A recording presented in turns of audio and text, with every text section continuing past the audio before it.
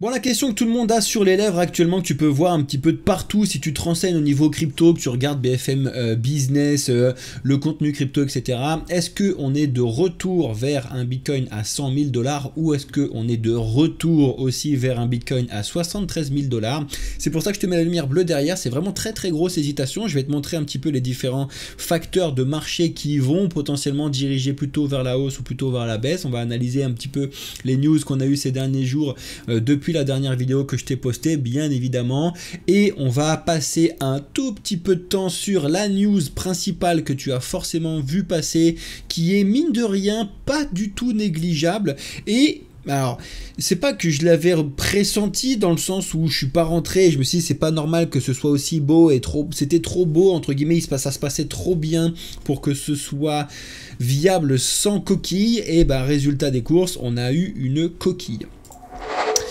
Juste avant ça, juste pour annoncer qu'au moment où je tourne la vidéo, donc on a eu les résultats du GDP qui sont tombés à 2,4, donc c'était quasiment le prévisionnel, donc ça n'a pas fait bouger les marchés, du moins à partir du moment où je tourne la vidéo. Pour l'instant les marchés n'ont pas réellement réagi, que ce soit à la hausse ou à la baisse, justement parce qu'en fait c'était pricé. Quand on va sur la prévision en général, le marché n'est pas surpris. Du coup, la news principale que je veux te montrer, c'est bien évidemment ce qui s'est passé sur Hyperliquid. Alors, si vous voulez, vous avez en plus la vidéo de Asher Owen qui a fait un super travail d'explication, on peut pas faire mieux, donc vous pouvez aller le voir. En gros, pour vous le résumer très simple, c'est que tu as des petits malins, certains pensent que ce serait potentiellement des concurrents d'Hyperliquid qui auraient fait donc des très grosses positions sur un petit projet avec une petite market cap et surtout à cette époque-là, il y a 2 jours, très peu de volume, à savoir donc le Jelly, d'accord, c'est vraiment un tout petit token, hein, tu verras, tu pourras te renseigner, mais je vais te montrer rapidement. Et donc là, tu vas voir si tu tombes sur le Jelly depuis du coup cette affaire, le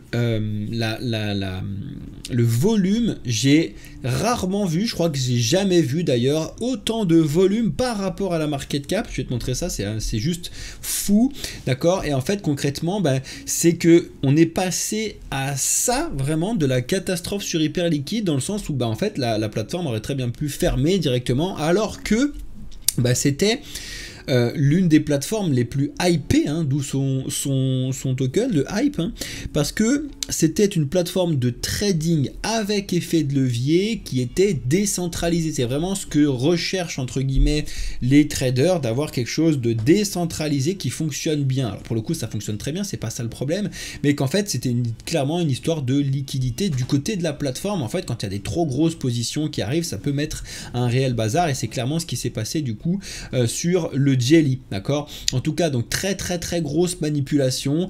Il va y avoir des changements, hein, je pense, notamment sur la plateforme. Il va y avoir aussi des mises à jour, des choses comme ça qu'il va falloir surveiller, et surtout enquête, hein, on va voir un peu qui, comment, où, parce que c'est vraiment pas anodin ce qui s'est passé, puis ça a pu quand même faire mal fort à une plateforme qui est très forte, qui a beaucoup d'argent, et ça aurait pu coûter encore plus cher au marché. Donc voilà. Donc Hyperliquid face à une attaque, hein, donc sur le Jelly, ça a été donc une manipulation de très grande ampleur, blablabla. Vous pouvez regarder un petit peu ce qui s'est passé, mais du coup vraiment ça a bougé très fort sur le token, que je peux te remontrer rapidement. Alors je sais plus où je l'ai mis, bouge pas. Allez, il est où mon petit token hype? Sinon je vais le chercher à la main, on va pas s'en sortir comme ça, hein. On va le chercher à la main, ça va me fatiguer très longtemps. Tac, tu vas regarder donc par exemple, on va se le prendre sur KuCoin, on s'en fout, et donc typiquement ce qui s'est passé c'est ça. Donc tu vois en fait cette énorme bougie qui a été vraiment de la peur, hein, parce que les gens se sont dit tiens c'est bon, c'est la fin de la plateforme, on a quand même réussi à perdre plus de 20% en 4 heures. Donc heureusement après c'est revenu, hein, ça a clôturé à moins 10%, mais après c'est quand même retombé à moins 17%, et là en moyenne on est à moins 11% depuis ce qui s'est passé. Donc on n'est pour l'instant pas passé loin de la catastrophe, mais ça a à peu près bien été rattrapé. Tu vois que finalement il y a eu d'autres mouvements qui étaient un peu plus importants que ça. Donc en vrai pour l'instant ils s'en sortent à peu près bien, parce qu'ils ont réussi à bien rebondir. J'ai envie de te dire que l'écosystème crypto arrive à bien mieux rebondir qu'il y a quelques années, hein. Pour le coup quand j'étais là, moi il y a 8 ans maintenant, quand il y avait ce genre de bazar, il n'y avait pas assez de team, il n'y avait pas assez de personnes il n'y avait pas assez de cohésion de groupe qui permettait de résoudre les problèmes facilement. Je pense encore à des bugs de Solana du début qui faisaient vraiment peur pendant longtemps, tu vois, alors que là, vraiment, les solutions sont trouvées dans les 4, 8, 24 heures maximum, donc c'est vraiment fou ce qui se passe. Enfin, personnellement, je trouve ça vraiment fou. Et du coup, bah, concrètement, là, la crypto en question, bah, c'est celle-ci, donc c'est MyJelly, MyJelly, là, Jelly. Et du coup, en fait, bah, ce qui s'est passé, tu le vois ici concrètement, donc ça a été parié à la baisse et du coup en fait le token fort a baissé, donc concrètement en passant donc de quasiment 2,7 centimes à 1 centime en fait directement, et il y a eu donc cette affaire très très chaude de grosse manipulation qui a explosé puis revenu. Bon voilà, typiquement s'il y avait des gens qui avaient des positions, mais je pense pas hein, à ce moment là, mais tout le monde se faisait sortir hein, sur ce genre de truc, ça a été une peur pour tout le monde. Mais surtout ce que je veux vous montrer sur cet écran, c'est ça. En général, pour tous ceux qui me suivent, vous le savez que moyenne déjà haute, quand on est sur du 10% de volume par rapport à la market cap, c'est déjà très très haut. C'est-à-dire qu'en fait, la market cap, donc c'est le nombre d'argent investi sur le projet, donc je suis là, bon c'est un petit projet, je vous l'ai dit, et donc le volume, c'est donc les échanges qu'il y a actuellement sur les plateformes d'échange sur ce projet. En général, tu vois, du 2, 4, 5 jusqu'à 10%, c'est déjà très très vraiment important, tu vois, tu vas regarder ce qui peut se passer sur Ether, Bitcoin, etc. Là, on est sur du 1620% presque. C'est juste n'importe quoi, et encore c'est en baisse, c'est-à-dire que quand tu regardes le volume, c'est assez fou ce qui s'est passé. Vraiment pure manipulation. Donc c'est ce qui peut arriver sur des petits projets, petites plateformes qui se lancent et qui prennent entre guillemets cher sur ce point là. Voilà, donc c'était la news principale que je voulais vous montrer, qu'il faut faire attention notamment quand on fait du trading hein. La spéculation et le trading, c'est clairement pas donné à tout le monde, et clairement c'est quelque chose que je ne conseille pas du tout aux novices, vraiment pas du tout, d'accord. Bref, donc si on continue au niveau des news, on a toujours ce type de news qui met complètement le bazar sur les marchés traditionnels et sur les marchés de l'investissement risqué, donc nous les cryptos bien évidemment, à savoir donc les taxes que Trump envoie et surenvoie sur les autres pays, d'accord. Donc là il a de nouveau bouleversé l'économie mondiale parce que il annonce 25% de taxes sur les véhicules importés en plus des taxes qu'il y avait déjà avant. Donc concrètement, c'est vraiment devenu catastrophique en fait pour les marques étrangères aux États-Unis de pouvoir revenir aux États-Unis, parce qu'en fait bah, le prix va littéralement exploser, d'accord. Donc voilà, mais il faut pas oublier aussi que il n'y a pas que la bagnole directement, il y a aussi les moteurs, les transmissions, les composants électriques. Et là, il se tire une balle potentiellement dans le pied tout seul, parce qu'il sait très bien que des fois, il est obligé de travailler notamment avec la Chine ou l'Europe pour certains trucs à acheter. Puis en fait, ben là, il se tire une balle dans le pied, même pour lui, enfin pour eux, ses propres voitures qu'il y a là-bas. Tu penses notamment à Tesla, hein, par exemple, de son ami Elon Musk, etc. Bon, bref, donc je sais pas trop où est-ce qu'il veut en venir. En tout cas, il tape fort du poing, et puis c'est un peu sa façon d'être. Donc il faut vivre avec, ça va être comme ça pendant 4 ans minimum, donc il va falloir s'en sortir un petit peu, hein, qu'est-ce que je te dise.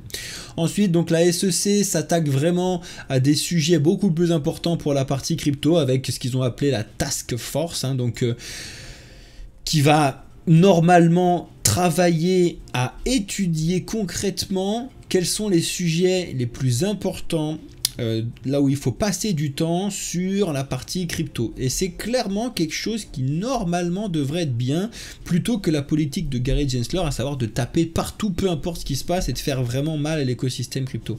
Je pense sincèrement que la réglementation peut réellement faire du bien, à condition qu'elle soit bien amenée et qu'elle soit vraiment ciblé bah, sur les attaques, les scams, les éviter, etc. Mais de là à dire que tout est un scam, tout est catastrophique, bah, en vrai non, il faut arrêter un peu de dire n'importe quoi et pas faire n'importe quoi. Bon bref, donc du coup, voilà un petit peu les annonces de la SEC. On continue avec encore cette dinguerie. Vous l'avez peut-être vu passer, mais je ne sais pas si ils sont avec des yeux ouverts à voir ce type de choses. La SEC adopterait MiCA selon Anne Maréchal. Non. Voilà, je vais dire ça comme ça très simplement. En vrai, non. Parce que c'est absolument impossible. Ou du moins pas dans le cadre actuel. C'est-à-dire que le cadre actuel MiCA, d'accord, il est tellement restrictif pour les entreprises en Europe et puis nous en France, que ça ne l'est tellement pas aux États-Unis que si les États-Unis adoptent Mika, absolument tous les projets qui sont aux États-Unis, mais tous, hein, mais même les plus gros, un Tether, etc., ça ne peut pas vivre sous Mika, c'est absolument impossible. Donc en vrai, ça clairement, c'est quelque chose qui sort du chapeau d'un magicien de je sais pas où. On va pas trop y faire attention, du moins pour l'instant. Après qu'ils étudient Mika pour potentiellement en tirer les bonnes choses, pourquoi pas, parce qu'il y a quand même du bon dedans, hein, faut le chercher, mais on verra bien.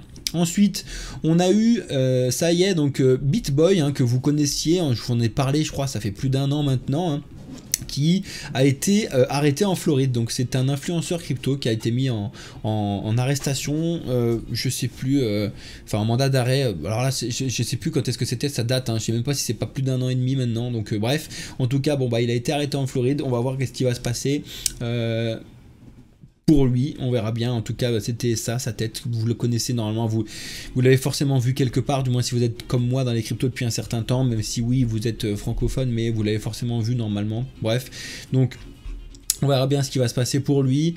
J'ai envie de te dire qu'il a de la chance d'être fait choper maintenant sous Trump que sous Joe Biden, etc. Parce qu'il aurait à mon avis pris plus cher. Je pense typiquement que FTX, tu vois, aurait pris moins cher sous Trump que ce qu'il a pris sous Joe Biden. Mais bon, ça c'est mon humble avis. Ensuite, au niveau des cryptos, ça bouge de plus en plus un peu de partout, hein, clairement. Dans le monde, c'est pas que Nubank, hein, donc qui offre ADA, NIR, Atom, Algo à ses 100 millions d'usagers, mais même pour nous, les banques commencent à ouvrir petit à petit les portes des cryptos, mais dans le mauvais sens, hein. C'est-à-dire que c'est de les détenir pour eux, faire de l'argent encore une fois sur notre dos. Encore une fois, je le répète, si vous voulez acheter du Bitcoin, de l'Ether, que sais-je encore, bah achetez-le directement plutôt que de passer par un organisme financier traditionnel. Je trouve réellement que ça ne fonctionne pas, d'accord? Mais même certaines néobanques, hein, je pense à Trade Republic ou Revolut, qui ne sont clairement pas faits pour ça, hein. D'ailleurs, je vous invite à regarder un petit peu nous avec qui on travaille, à savoir Deblock, hein. Donc c'est très très drôle parce que nous on a commencé avec Deblock, on est les tout premiers ambassadeurs de Deblock, vraiment on est arrivé 2 mois après le lancement.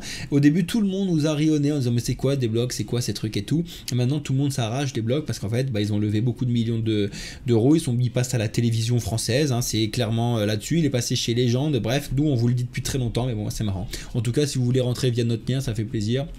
Vous avez juste à flasher le QR code et télécharger l'application avec votre téléphone. Et puis c'est tout, vous avez 3 mois de premium offerts.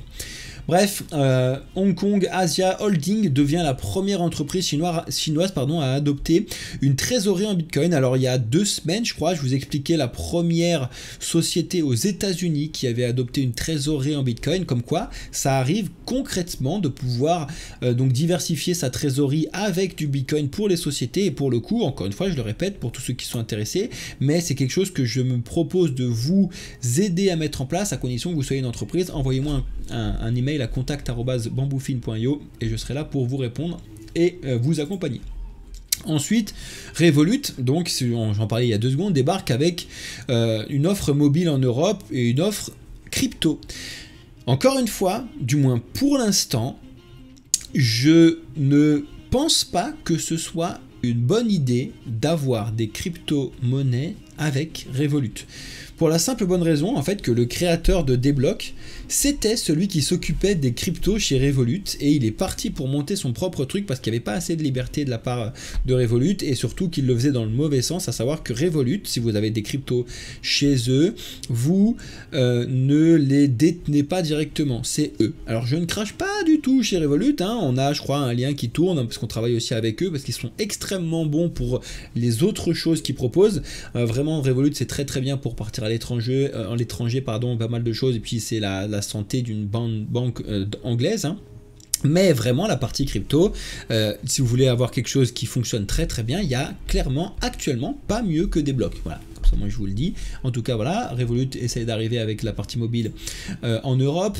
Ça y est, la mise à jour Pectra vient de passer son dernier déploiement sans problème sur le dernier testnet. Alors je sais plus si c'est Holski ou truc, là j'ai plus le nom, mais Donc voilà, c'est sur les skis. J'ai bien révisé hein, mon travail. Bref, donc ça va arriver sur le mainnet bientôt, à surveiller de très près parce que c'est quand même une grosse mise à jour sur Ethereum qui va permettre d'avoir pas mal de choses intéressantes, mais il faut que ça se passe bien.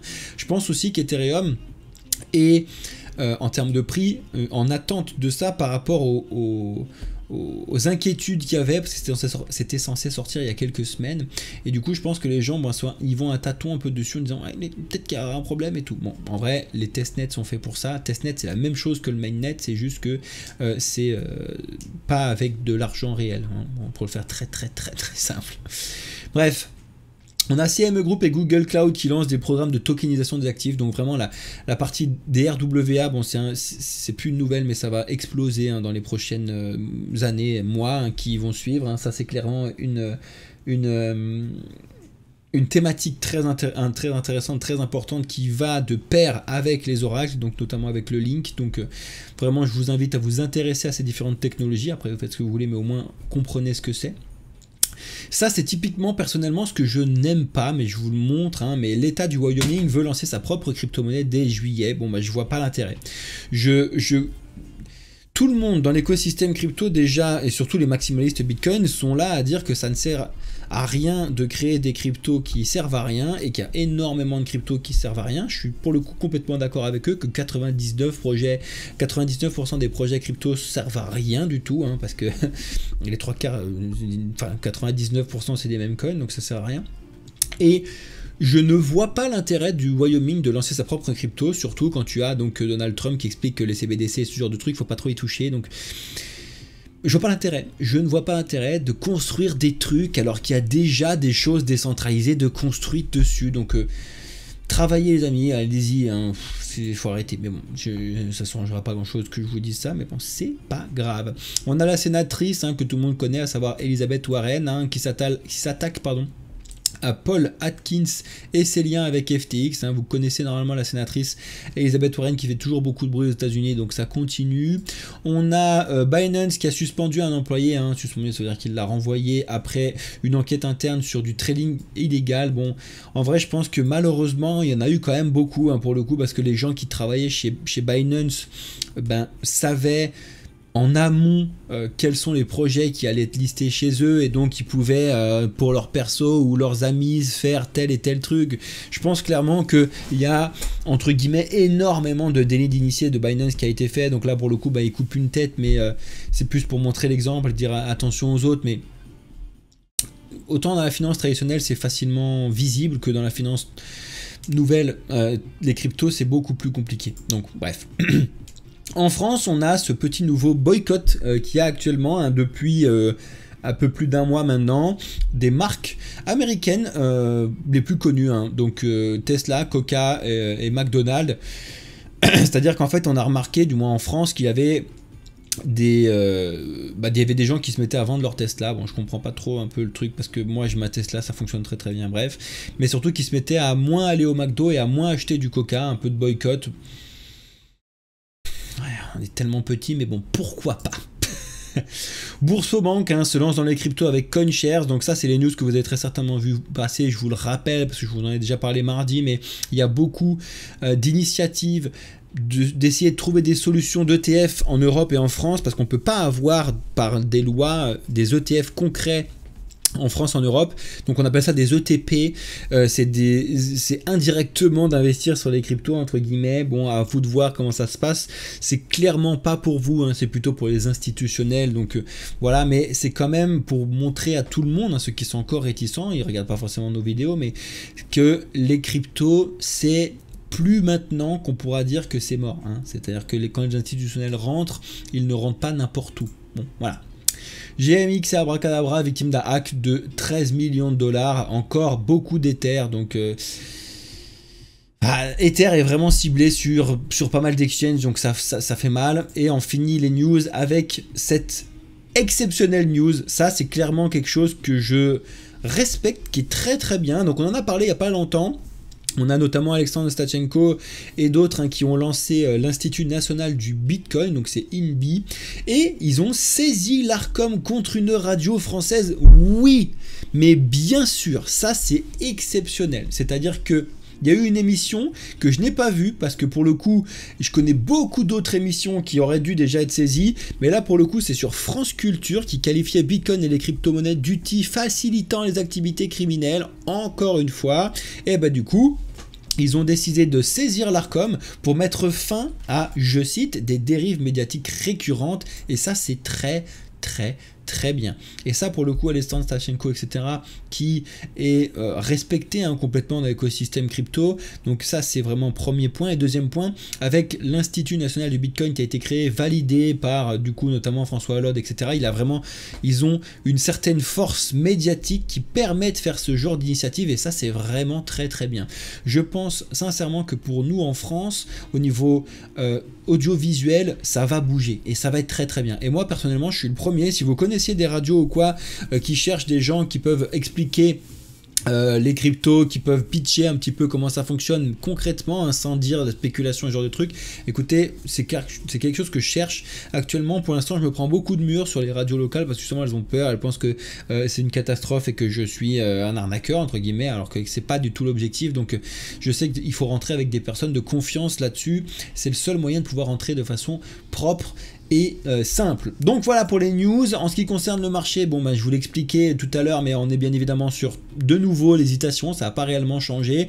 Tout le monde attend de voir donc Bitcoin ou remonter au-dessus de 91 700 qui validerait entre guillemets un retour vers les 100 000 $, ou à l'inverse, donc de retourner plus bas, valider donc ce que tout le monde attend, à savoir de consolider entre 70 et 73 000 $, et c'est justement comme aussi beaucoup de gens l'attendent que ça se passe pas. Mais en fait, il y a vraiment deux clans, deux choses que tout le monde attend. Donc concrètement pour l'instant il se passe rien et on stagne complètement. Depuis la dernière vidéo, il s'est absolument rien passé, on est toujours aux alentours des 87 000 $, avec des initiatives à la hausse, des initiatives à la baisse. Donc clairement pour l'instant il ne se passe rien du tout. Donc il n'y a pas plus de choses que ce que je vous ai expliqué mardi, si ce n'est que la dominance de Bitcoin est toujours très haute, autant je l'avais pas vu, je vous l'avais pas montré, pardon, et les principales cryptos souffrent beaucoup, notamment Ether qui actuellement repasse encore en dessous de 2000 $. Il faut quand même tenir ce seuil là pour pouvoir espérer pour aller plus haut. Et voilà, concrètement pas plus de choses que ça. Le BNB est vraiment de retour, encore une fois je vous le répète, en termes d'utilisation, mais sinon clairement il s'est pas passé grand chose. On attend de prendre un côté, un choose a side, en gros, il faut savoir si on va partir vers les 100 000 ou 73 000. Je pense sincèrement qu'on peut pas rester sur cette toute petite zone pendant très longtemps encore. Ça devrait se régler avant le week-end ou pendant le week-end, du moins avoir une petite décision d'aller plus haut ou d'aller plus bas. Donc on devrait le voir. En tout cas, on va attendre les résultats du PCE demain et je vous tiendrai au courant de tout ça, bien évidemment. Merci d'avoir regardé cette vidéo. Pour tous ceux qui regardent la rediffusion sur YouTube, je vais continuer en live avec ceux qui nous suivent sur TikTok, Twitch et YouTube. En attendant, ceux qui regardent la rediffusion, je vous souhaite une excellente soirée, journée ou nuit. C'était Cryptéo pour Bamboufine. N'oubliez surtout pas une chose, si ce n'est la chose la plus importante, d'apprendre aujourd'hui et d'investir seulement demain. Ciao!